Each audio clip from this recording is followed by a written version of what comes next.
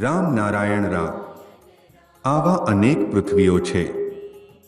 બધા એક જ ટ્રેનમાં મુસાફરી કરે છે, પરંતુ જેને પૈસા હોય તેના ડબ્બા પર રિઝર્વ લખેલું હોય. અને એવા પણ હોય છે કે જે 65 મિનિટ પહેલા આવીને બેઠા હોય અને ખૂબ આરામથી સફર કરે. જ્યારે રિઝર્વ શબ્દ છે તો આ પૃથ્વી પણ રિઝર્વ હશે, પણ કયા લોકો માટે? શું માત્ર તેઓ માટે જ જે મહાશાંતિથી ઓતપ્રોત છે? ત્યાંની હવામાં એક વિશિષ્ટતા છે. જ્યારે અહીંની કોઈ સત્તા ત્યાં પહોંચે છે ત્યારે તેમનું શરીર મધુમય બની જાય છે. જેમ પાણી ફ્રીઝમાં રાખીએ ત્યારે બરફ બની જાય છે. શાંતિના દરેક અણુથી એ પૃથ્વીનું રચન થયું છે.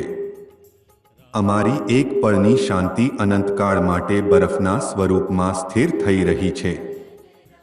તે પૃથ્વી ક્ષણ ક્ષણની શાંતિથી બનેલી છે. એવી અદ્ભુત પૃથ્વીનું કલ્પન પણ કરી શકાતું નથી. ત્યાં આવી અશાંતિ નથી, ત્યાં લોકો પણ નથી, પણ શાંતિ મેળવવા માટે મહાશાંતિના ચિદાનંદની આંધીઓ વહે છે.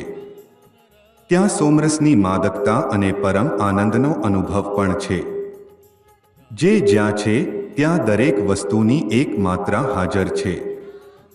જ્યારે આપણે 1 કરોડ 1ની માત્રા સુધી પહોંચીએ ત્યારે જોઈશું કે આપણીને આપણું સંખ્યાબંધ પૃથ્વીઓ મળી જશે. અહીં આપણે આ કારખાનામાં આપણા શરીરનું ઘડતંત્ર બનાવવા આવ્યા છીએ. અમે શાંતિની શોધમાં ભટકતા રહીએ છીએ, પણ એને શોધી શકતા નથી. આ જ કારખાનાની મદદથી આપણને પોતાની શાંતિ શોધવી પડે. આથી જો આપણે આ વસ્ત્રને વધુ સુંદર બનાવવું હોય તો આપણા અંદર જે સત્તા છે તે સત્તામાં એક સેન્સ છે, અને સેન્સનો એક સેન્ટ પણ છે.